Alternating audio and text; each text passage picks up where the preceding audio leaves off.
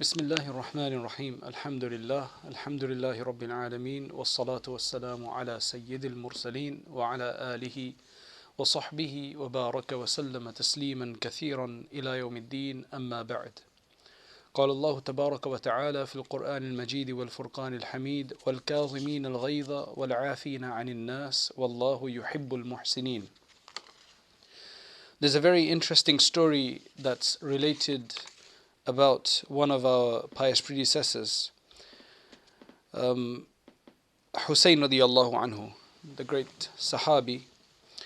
Once a servant of his, a female servant of his slave was carrying some kind of hot soup in a bowl, probably bringing it in, and there was a mistake, some accident, and she dropped some on him, and it was scalding. It was really, really hot.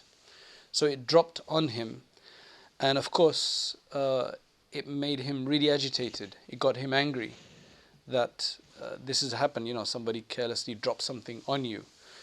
So immediately, she was very intelligent and knowledgeable about the Qur'an. Immediately the verse she read, وَالْكَاظِمِينَ الْغَيْظِ, those who drink their anger. That's the literal translation. Those who curb their anger, those who swallow their anger. So immediately Hussein radiallahu anh, this is very important, he immediately swallowed his anger. So he totally became calm, he became neutralized as soon as she said that. And then after that, she was very intelligent. She said, وَالْعَافِينَ عَنِ النَّاسِ, and those who forgive people. So then he says, I forgive you. So one is he just calmed down, but then calming down and not doing something is different to then forgiving. It doesn't mean you've forgiven someone if you just calm down.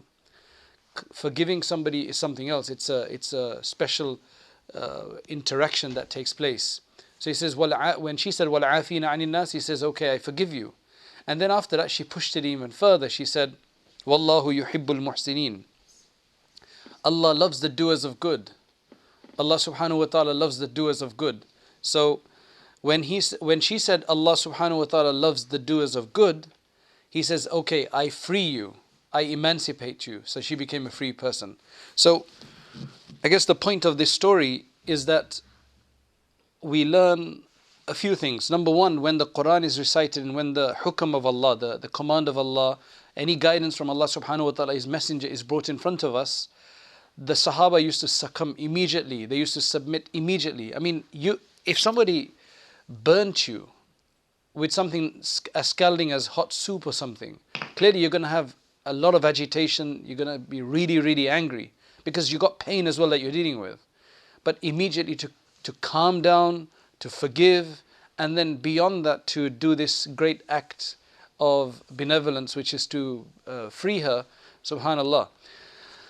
So today what we want to speak about quickly is just about how to deal with anger. This is something that every one of us experiences at some level or the other. For some people it's a bigger challenge than for some other people. Certain people have a bigger challenge than others do. So the first and foremost, what we have to realize is that anger is a faculty within us which is very important, because there's a lot of positive expressions and aspects of it. They say if a person doesn't have anger, then he's just like a donkey. Donkeys, that's why they're donkeys, because they're so mute and they're just so non-reactionary. You can do whatever you like to a donkey and it doesn't really respond in any way, unlike a camel or a horse or some other animal. So a person doesn't want to become like a donkey who never gets angry at all, or who doesn't even seem to have the faculty of anger within them. It's very important to have that faculty of anger within them. Now, what happens with anger is that a person generally gets into a situation. Anger generally comes up when you're in a fight or flight situation. What that means is that you're confronted with something, so then you have to fight back, or you're expected to fight back, or you feel like fighting back, or you feel like taking flight from there, basically leaving there because you can't deal with it. Generally, that's the kind of situation in which anger comes about. When a person gets angry, their blood pressure rises and their sugar rises. So, their sugar rises, their sugar level rises, and when you have a high sugar level, that's a problem as well. So there's a sugar problem, there's a blood pressure problem, and that's why a person is told to curb their anger and try not to get angry in the first place. How can you not get angry in the first place? Well, this requires a lot of premeditation. It requires a realization that I get very angry. It requires that realization that things set me off too much, that I get angry a lot, or I fly off the handle too much, or I've got this problem. The first step of this is that a person has to realize that they've got this problem and they have to sort it out. Then when you know that you've got that problem, then you can take certain measures. Firstly, let's understand that there are two manifestations of anger. One is that a person is angry for themselves. But in Islam we have this other aspect, which is to be angry for the sake of Allah subhanahu wa ta'ala. That is when an aspect of the deen is contravened and you get angry. Of course there's ways of expressing that anger. A person who thinks they're really pietous and really strong on their religion, and they get angry because there's a violation of the deen, of the religion, that doesn't mean they can get angry, but that doesn't mean that they can express their anger in violent ways, because there's a way of expressing one's anger, which is a separate thing to being angry for the sake of the deen. Then there's a way of with wisdom of how to express that anger and to make tarbiyah, or to make islah or nurture the person and so on. So anger for the sake of Allah subhanahu wa ta'ala is allowed, but one must realize that just because it's allowed, you can't vent it in any way you want. Because once a person is angry, then they lose control of their senses. Then basically they could do things, then they may commit a haram. So they may have started off for the right reason, but then it ends up being sinful, and it ends up being wrong and detrimental for one's own self, and then sometimes for the entire community, or even the Muslim ummah for that sake. So one has to be very careful. So yes, there is a level of anger that is for the sake of Allah subhanahu wa ta'ala, and of course there's a level that is a more selfish anger. The Sahaba had tuned it very well. The Sahaba, if you look at their lives and their expression of anger, whenever it was for the deen, they knew how to deal with it. And when it was for themselves, then they would curb it. And this was the case with Rasulullah sallallahu alaihi wasallam very clearly, that was the case with him as well. And you have numerous incidents like that we generally hear. So I don't want to repeat those. The fact that you have to have anger, if you've got a husband and wife, for them to have any self-dignity, positive jealousy, respect for one another, true Islamic understanding and feelings for each other, then they're going to have a level of this anger inside to be able to defend one another and to value one another and honor one another. Otherwise, if none of them have that faculty, then it would actually lead to a form of cowardice. It would actually lead to a form of, or shamelessness rather. So what happens is that a person doesn't care what his wife is doing, a wife doesn't care what a husband is doing. It's kind of this relationship that have al-khabithatu lil-khabithina wal-khabithun lil-khabithat. That basically the unchaste men are for the unchaste women, and vice versa, because they'd rather have it that way, that they have no jealousy at all as to what their wives are doing, and whether they're going against the aspects of or demands of shyness or bashfulness or haya in Islam. Generally, a person will have four states, or every person will be of one of four states when it comes to anger. They say, in Arabic, it's sari'ul ghadab, sari'ul zawal, bati'ul ghadab, bati'ul zawal, and then a mixture of both of them. So you get four different logical possibilities. What that means is that there's some people who get angry very quickly, so they're constantly always angry, but then they calm down very fast as well. That's obviously not a very praiseworthy situation, because they're constantly angry, but then they get calm easily as well. So that's a good part, but the first part is bad. Then you've got somebody who gets angry, in a very delayed sense, so they don't get angry at all. Very seldomly do they get angry, but the time they do get angry, then it takes them, sometimes months to calm down. That's of course very good to start with, but then it becomes very non-positive and detrimental, negative afterwards. Then you've got a person who gets angry quickly, frequently, and then bati'uz zawal, which means that it takes a very long time to get better and to calm down. That's of course the worst of the four types, because they're going to be constantly angry. In fact, they will have anger over anger over anger, because they'll be angry, and they'll be seething from that, and then something else will make them even more angry, then they'll be seething from that, so that will add to the problem, and their blood pressure, etc., etc., and then they'll get angry again over something else because they just keep flying off the handle. So these people are those who get angry frequently and fast and very slow to calm down. That's the worst of the four types. And the fourth type is probably the best type, which is that a person doesn't get angry very frequently at all. So it takes a lot to get them angry, and then when they do get angry, they can calm down very easily as well. This is the best of the four types. So anger is definitely needed because it governs many positive faculties within us, that of dignity, of valor, of bravery, of honor, etc., etc. But at the same time, it needs to be very, very controlled very carefully. Otherwise, it will cause massive detrimental both health problems and social problems, spiritual problems. It's a really, really detrimental aspect. How do you deal with somebody who's angry? The best way to deal with somebody who's angry is to generally ignore them like you would ignore a drunkard. And the reason for that is very clear. When a person is angry, they are as though they are intoxicated and they're drunk. When a person is drunk and they're saying crazy things to you, if you provoke them more, if you respond to them more, then that's exactly what they want. That's what they will feed on. That is how they will respond to you. And so it'll only become more aggravating. So when a person is angry, it's in that kind of situation. When a person is angry, they want they want somebody to provoke them more. They want to take you on. They want you to respond to them like that. So unless you have some kind of authority over such person, you can, calm them down or pressure them to calm down, then that's a different situation. Otherwise, if it's just another person like that, then just avoid them as you would a drunkard or an intoxicated. That's generally the best policy.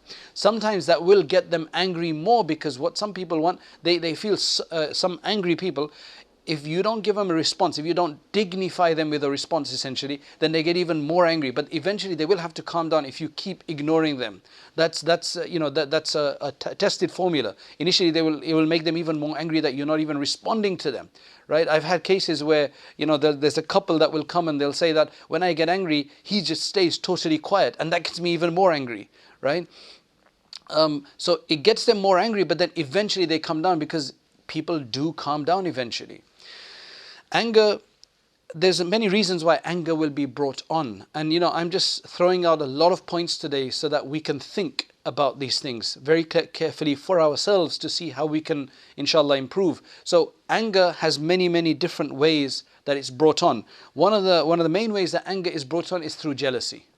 When somebody has something, or somebody's trying to take something of yours, or somebody's taking something that you think should be yours, or you should also have it. So different forms of jealousy. Whether that's, whatever type of jealousy it is, it could be, mostly it's going to be negative envy, negative jealousy, where it's because you're jealous of someone.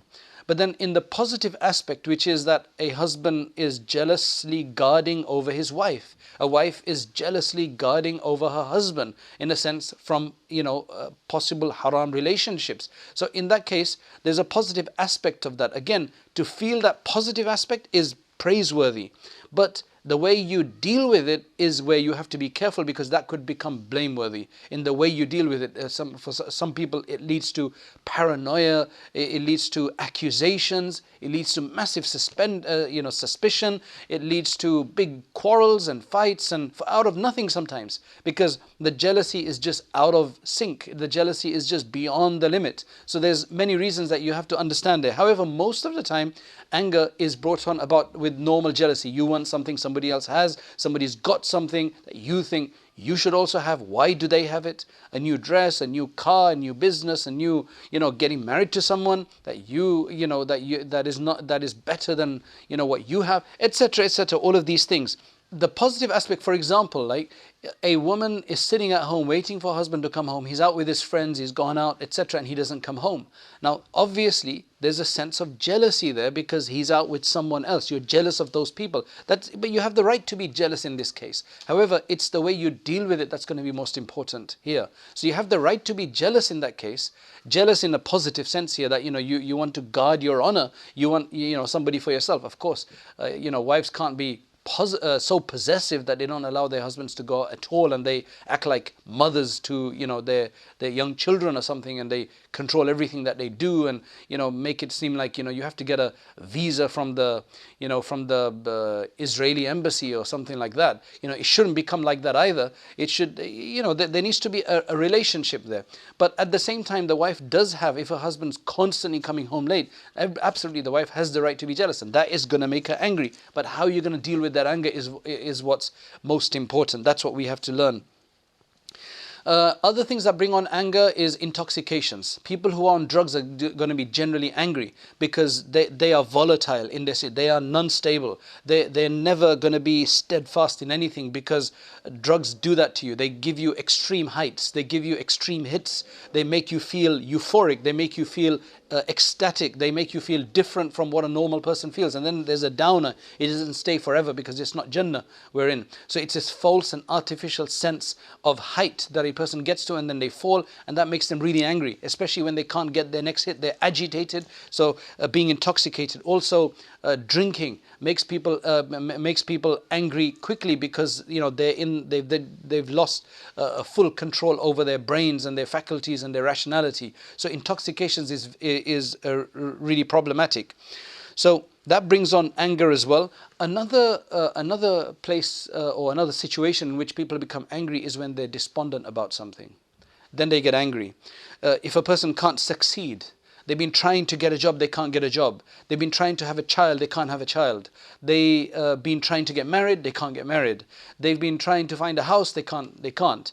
They've been trying to woo somebody, they've been trying to win somebody over, and they can't. They get frustrated. They see others, right, who are happy and they're not happy.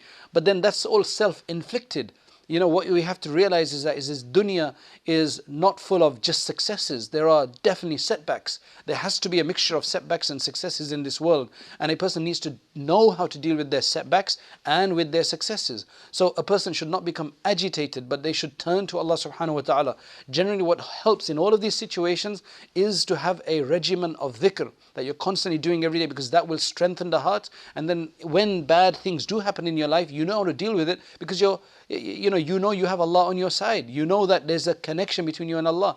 It's just like if you've got contact with the mayor, or you've got contact with the ruling party, and you've got some association there, and then something happens to you, you know that you can fall back on them and they'll probably help you out. So when a person is connected to Allah subhanahu wa ta'ala, this generally deals with a lot of the fuss, a lot of the depression, a lot of the problems and the agitation that people feel in their mind, despondency, feeling like nothing's happening for them, feeling like the misery just comes to them, calamities are just intended for them.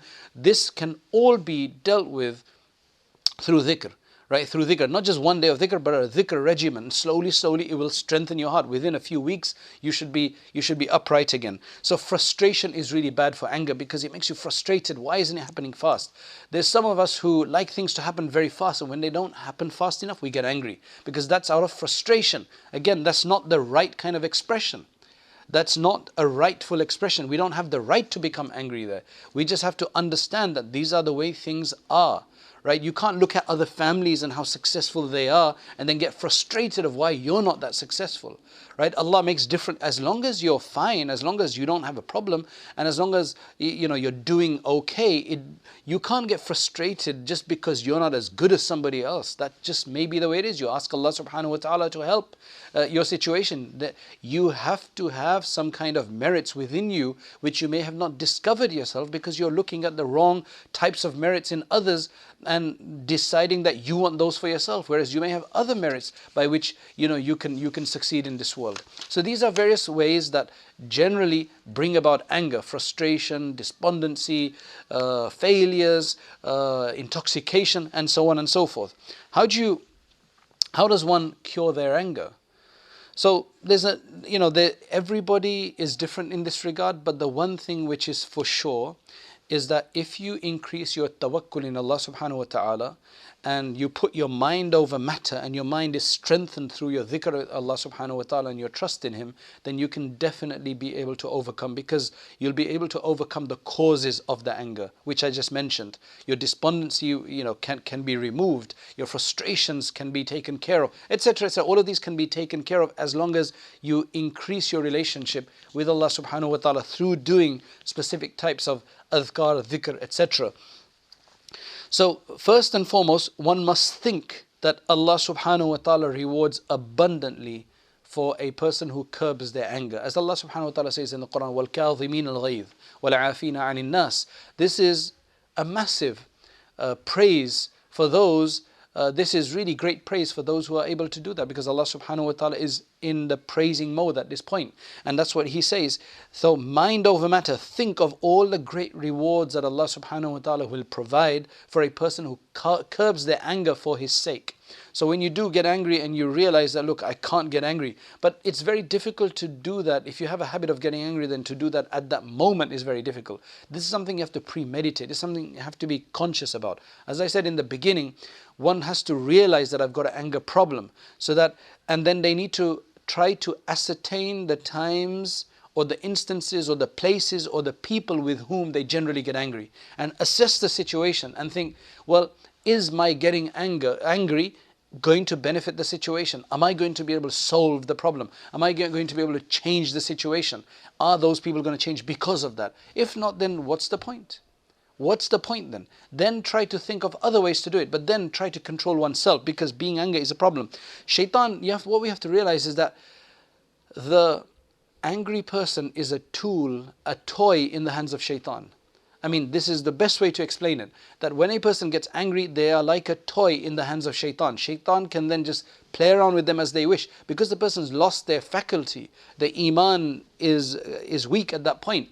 Shaitan can do as they wish, and then people do weird things and then they regret it afterwards. The other thing what a person has to realize is that when they get angry, generally it causes features to change. It changes body behavior, because there's an internal change that's taking place, which is that the blood is raging around, the hormones are out, the blood sugar level is high, the blood pressure is high. All of these things, they are very detrimental to our core organs, main organs of the body. So it's harmful, number one. The other thing is, look at an angry person, how they look. They get red in the face, they screw up their face, they look mean, they look wrong, they look like an animal. I mean, that's what it is. Generally what people say is that when shaitan plays with a person, it makes the person look like an animal. I mean, why screw up a face that is so honorable? And so if somebody takes your picture at that point, then you see it, then you'll probably realize that. But what one has to realize is that there's no benefit in me getting angry like that, flying off the handle just like that, because it's going to change the features of my face. It's bad for me inside. It's really detrimental for me. So what they say generally, as based on the hadith of Rasulullah sallallahu alaihi wasallam, which Abu Dharr, Abdullah ibn Mas'ud, etc., etc., have related, that when a person is angry and they're standing up, generally sit down. Just sitting down in that, psychologically putting yourself down closer to the earth, will humble you and will calm your anger. When you're standing up, you feel like you own the world. You feel like you can you feel like you have more power and more control. So sit down. If you're sitting down, then they say actually just lie down. Now, of course, that's going to have to be premeditated. There's no way you're going to remember this at the time of anger unless you've really thought about it before. Then it may spark in your mind when you actually do get angry. And if that doesn't work, then they say use water, which is go and do wudu. Because the Prophet ﷺ said that if they, water, because it's from the anger of hellfire, the fire is hot, and anger is closer to hellfire, water will cool it down. So take a bath, take a ghusl, and so on and so forth. Of course, this is only like when you're angry, you've received an email, you've received a phone, you've seen something, you've heard of something, and you're sitting alone, you've got nobody to express your anger to, you're dealing with yourself, then go and take a shower. But of course, if you're arguing with somebody, it's going to be very difficult to go and take a shower unless you're very, very disciplined. But if you're disciplined, you'll probably be able to just calm it anyway. So one has to understand that there's different contexts for all of these things. When a person gets angry, they get red in the face, they start sweating, they start shaking. They just look really, really bad. I mean, that's how you get out of control. Some people, they get headaches when they get angry. Anger brings on a headache afterwards. It brings on sleepless nights afterwards. What's the point of all of this? Then you sulk, you moan, you're angry, you're despondent. Sleepless nights. That happens. The day just you waste your time because you don't do anything. Then you just try to find activities that you can occupy yourself. You just go on, like would you call it, retreat to the side or to the corner or something like that. What's the point of all of this? Generally, what they say is that as a person gets older, their anger calms down. However, what studies have shown is that people in their late life, when they get to advanced old age, what happens with people is that because they don't have full control over their faculties, they in that kind of senile age, age of decrepitude, then the most evil of their behavior manifests itself. So there's a woman who saw this happening within her parents and family and so on, and she decided consciously that I want to improve my behavior right now and eradicate the blameworthy traits within me, so that if I ever do get to this age, right, where I lose my faculties, etc., then I won't resort to doing bad things because I would have already eliminated or tried to control them from before. So this is kind of very interesting, that trying to control ourselves right now will have profound benefit even at the end of our life in this world, and of course in the hereafter. But generally, statistics show, surveys show that people become less angry as they grow up, right? As they continue to grow up. The worst age for getting angry is between the ages of 12, 13, bulugh, to about 33 years of age. That's generally when the person is in their prime and developing themselves, and they have the most anger, because a lot of these faculties of frustration and competitiveness and all of these things generally are very important. After the age of 33, they start calming down. But we need to actively do it for the sake of our deen. We shouldn't just allow the natural process to take place, because it's bad and a lot of things can be detrimental for us. Another thing is that if after the age of 33, for example, there is an illness, then a person continues to still be angry and is still frustrated and so on, then they have to get help, because then it's not even natural anymore. Generally, people calm down, but after that, then they should definitely get intervention, because then it seems some kind of disease or illness or spiritual problem, major problem. Another thing that makes people angry, especially kids, is video games or the computer. Right? If you notice, you give a child, you allow them to play for an hour or half an hour, and then they have to give it to their brother or sister to play with now, or it's time finished now, time over, they will get extremely angry. They get more angry about that than missing their food. So video games are really, really problematic. They have something within them. It's just the way they deal with your psyche, that it's like an addiction, forming thing that gets you really angry. It's like a withdrawal that the child has to go through. So sometimes, these computer games, they're literally like drugs. They're literally like drugs, and it's very difficult. And the only way you can sort this out is to wean them off it, is to make sure you regulate. A lot of parents, when their children make a big fuss, then they give up and they say, okay, here you go, take it again, because they can't deal with the tantrum. But the tantrum has to be dealt with. So computer games are a big problem. Another thing that we have to realize between men and women, although I'm speaking to sisters right now, is that men's anger, it comes fast. They generally get angry much faster than women do. Of course, there will always be exceptions about this, with regards to this, both in men and women. This is just the general trend and standard. So men's anger comes fast, but it goes fast as well. They don't seethe forever, generally. Yes, there will be men who will do that, who will do the other way around. But generally, men get angry, but then they calm down very fast. Whereas women, it takes a while for them to get angry, but then it takes a while for them to calm down. So they stay angry for a lot longer. So that's the challenge for women, is to not stay angry for too long, to be able to deal with it, and to realize that my staying angry and not speaking, or refusing to do this, that, or the other, then that is just going to cause a bigger problem. Everybody has the right to get angry sometimes. It's just how you deal with it is what's most important. So men, when they get angry, a woman should think that he will do it. Whereas women, when they get angry and they say stuff, they generally will not follow up. They will calm down afterwards. Women are, mashallah, very emotional and soft and compassionate, compassionate beings. So they say a lot of stuff, but they won't necessarily do it. Right? So the husband, the way he has to deal with his wife is that she says a lot of stuff. He has to ignore it. All the threats and so on, he has to ignore it. Of course, he has to try to reconcile and reform himself and help the situation. But with the way to deal with it is that when a man says that they will do something, then you should think that they will do it and try to calm the situation down.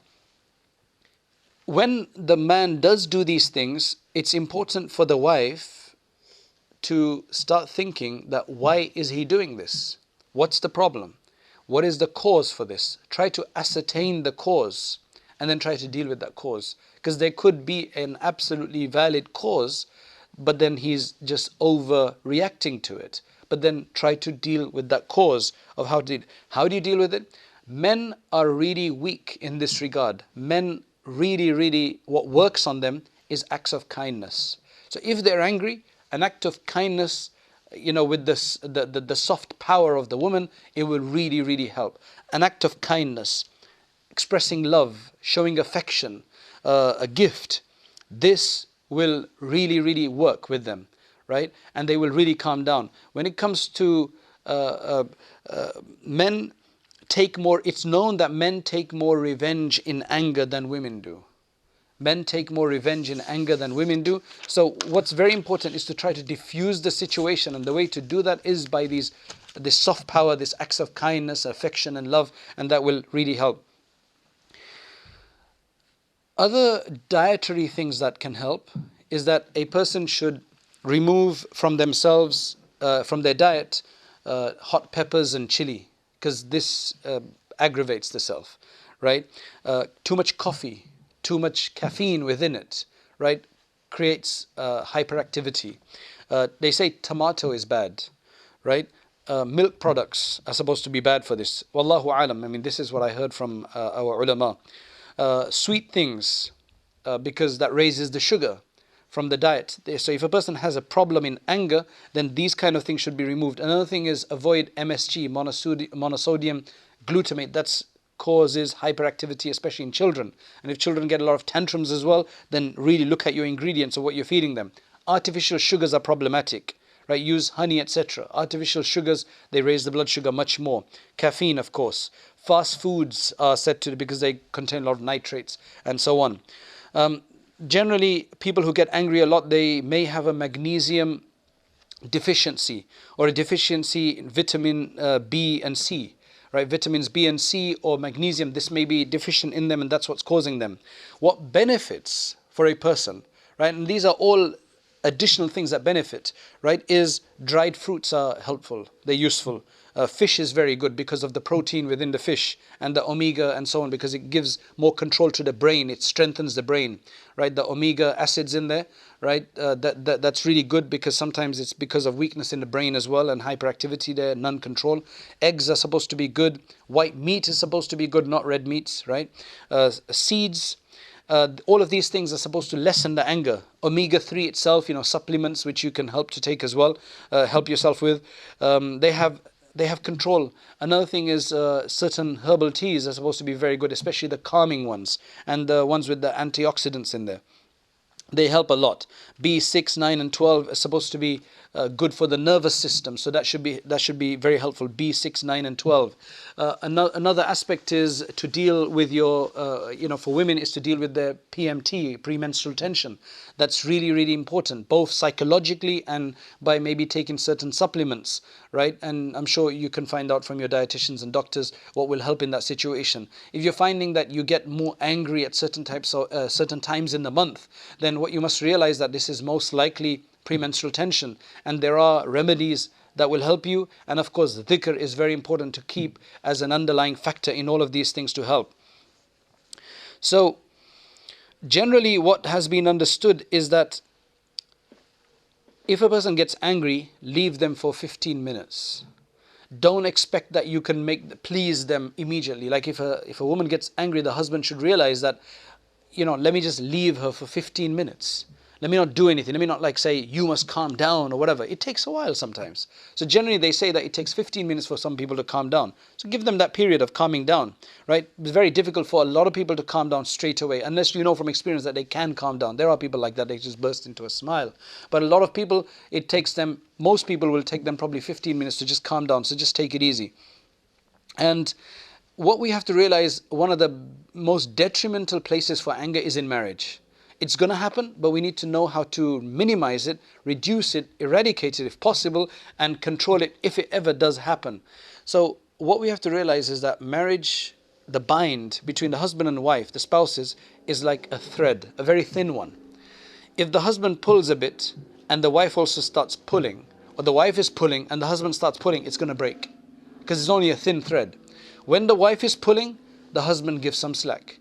If the husband is pulling, let the wife give some slack. So if one person is angry, inevitably somebody's going to get agitated sometimes, then just give some slack. If you start pulling both sides, it's going to break.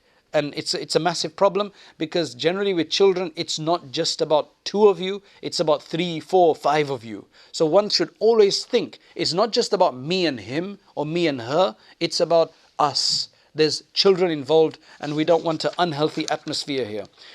Change your location when there's angry. Just go to another room. Change the subject. Just control yourself for 15 minutes, and generally you'll see that people will get angry. Show an act of kindness and just kind of be aloof a bit for a while. But just show an act of kindness. A person could maintain a diary.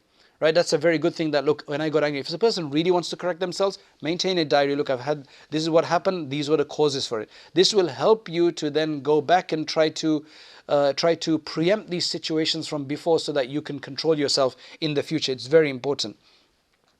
Try to increase your happy hormones. The way to do that is people who do exercise, right, who stay active, then they will increase their happy hormones. They will get less angry. People who have more sloth in their life and who just sit around doing nothing, then generally who are unfit, they tend to get more angry sometimes as well. So exercise, inshallah, will help us, because it releases a lot of your active frustration in that as well. Generally, they also say that when you get angry, try to take deep breaths. That helps to give more air into your passage. It fills your lungs up. It lets the blood flow around more freely, and less in a restricted fashion. That helps as well. Another thing that helps is because you need more oxygen. So you need more oxygen, so that's why you take deep breaths. But then the other thing is that make sure you have enough sleep. Sometimes people who've had less sleep, either because they've been staying up watching things, or they've been wasting their time, or they've got other problems or whatever, right? They tend to get more angry, because when you haven't had enough sleep, you get more agitated fast. So try to get a good, healthy, at least 7 hours of sleep a day if you can, right? That really helps to respond positively. That's how the Prophet ﷺ taught his wife Safiya radiallahu anha. Once, there was this rivalry between the Ummahatul Mu'mineen. So Safiya radiallahu anha was the daughter of one of the leaders of the Jewish tribes. The Prophet ﷺ had married her, she'd become Muslim. And she was very beautiful as well. So sometimes the others would kind of provoke her. Once somebody called her a Yahudiya. They called her a Jew, even though she was a Muslim now. And she was very calm kind of person. But it really hurt her, and she began to cry. So the Prophet ﷺ saw her, and the way he told her to respond was not like, hey, you should have made these accusations against them as well. But look at the positive spin he put on it. He said, you should have just told them that, yes, but I am the granddaughter of a prophet, and I am the wife of a prophet. So he said, talk about your positive aspects and respond in that way. So that's the way the Prophet ﷺ told her to do that. When it comes to Aisha radiallahu anha, very interesting story. The Prophet ﷺ said, I know when you're angry with me. She said, how do you know when I'm angry with me? Because she was obviously trying to control her anger. You could tell by this incident, by this exchange, that Aisha radiallahu anha was able to control her anger most of the time. So the Prophet ﷺ said, I know when you get angry. Now, of course, if she was flying off the handle, then she wouldn't be concerned how he knew, because it was very clear she was doing that. But because she wasn't doing that and she was controlling herself, she said, how do you know that? He said, when you're angry, you say, وَرَبُّ Ibrahim. You swear an oath by the Lord of Ibrahim, by the Lord of Ibrahim. And when you're not angry, which is most of the time, you say, وَرَبُّ Muhammad, by the Lord of Muhammad sallallahu alaihi wasallam. So now look at this beautiful exchange that the Prophet ﷺ is telling her, just remarking to her that I know when you get angry by the words that you use.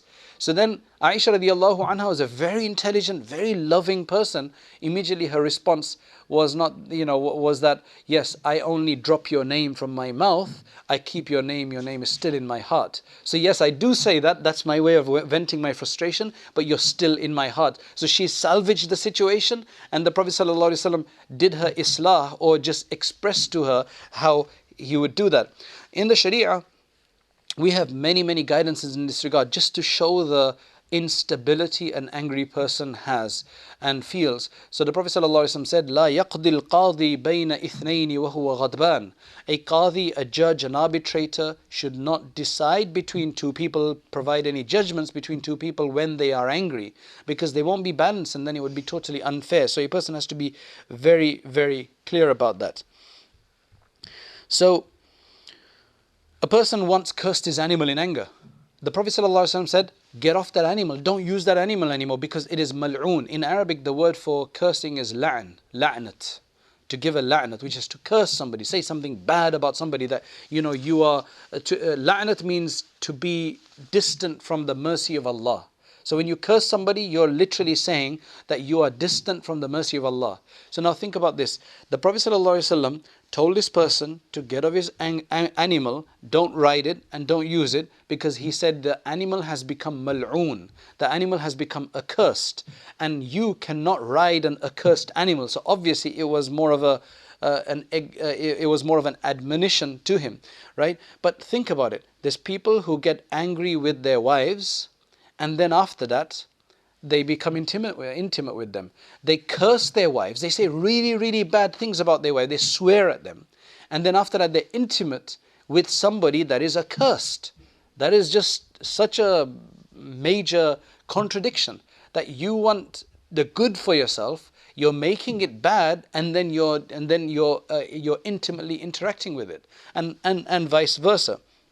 So many women also, as the Prophet ﷺ actually said in the hadith, that they have a tendency to curse. That's their weapon they have. Men strike out. Women use their tongue.